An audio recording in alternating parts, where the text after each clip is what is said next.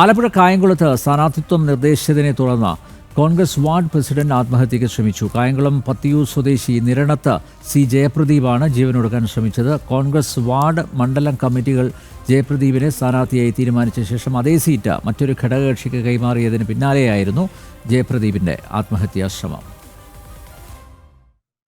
പത്തിയൂർ പഞ്ചായത്ത് 19-ാം വാർഡിൽ കോൺഗ്രസ് സ്ഥാനാർത്ഥിയായി ward committee കൂടി ജയപ്രദീപിനെ ഐകകണ്ഠ്യേന തീരുമാനിച്ചിരുന്നു.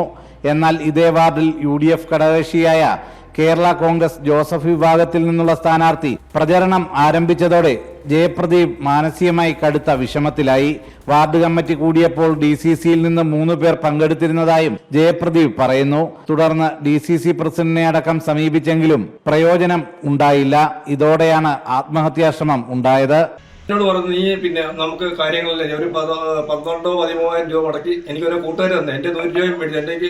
എൻ്റെ പെണ്ണും ബൈബിന് വയ്യാതിരിക്കുന്നുണ്ട്, ഒരുപാട് പൈസ ചിലവ്, എൻ്റെ പൈസ ഇല്ലായിരുന്നു. കൂട്ടുകാരാണ് ഫ്ലെക്സ് അടിച്ച്, പിന്നെ പോസ്റ്റർ അടിച്ച്, അഭ്യർത്ഥന അടിച്ച്, ചോരൊന്നും എഴുതിയിട്ടില്ല. അപ്പോൾ ഇവിടുത്തെ തീരുമാനം ഇന്ന് ഞാൻ അറിഞ്ഞത് ഈ സീറ്റ് ഘടകകക്ഷിക്ക് കൊടുത്തതാണ്. എനിക്ക് എൻ്റെ ചിഹ്നം കൈപ്പത്തി കിട്ടണം. ഞാൻ കോൺഗ്രസ്സുകാരനാണ്. എനിക്കത് കൈപ്പത്തി കിട്ടില്ല, പിന്നെ ഞാൻ ജീവിച്ചിരിക്കത്തില്ല. വേറെ ഒന്നും എൻ്റെ പാർട്ടി ഞാൻ ഒരിക്കലും കുറ്റം പറഞ്ഞത്. പാർട്ടിയാണോ ധാര ചെയ്യുന്നത് എനിക്കറിയത്തില്ല. ഇതെങ്ങനെയായി സീറ്റ് വന്നത്? ഞങ്ങളുടെ കോൺഗ്രസ്സുകാരനല്ല ഈ സീറ്റ് മത്സരിക്കുന്നത്.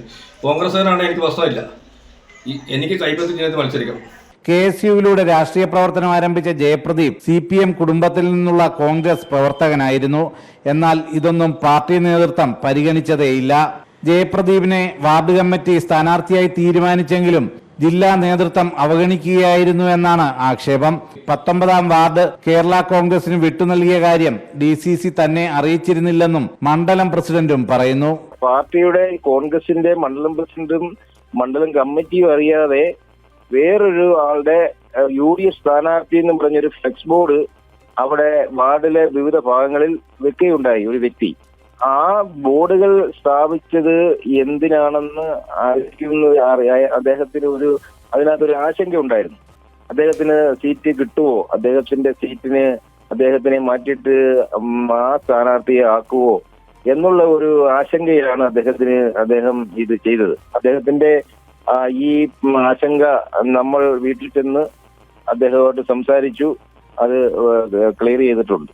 നടത്തിയിരുന്നപ്പോൾ അവിടെ ആലപ്പുഴ ജില്ലാ കോൺഗ്രസ് കമ്മിറ്റി, ജില്ലാ കോർ കമ്മിറ്റിയും ഘടകകക്ഷിയായ ജോസഫ് ഗ്രൂപ്പിന് ഒരു സീറ്റ് ഈ മണ്ഡലത്തിൽ കൊടുക്കാം എന്നൊരു ധാരണ ഉണ്ടായിട്ടുണ്ട്.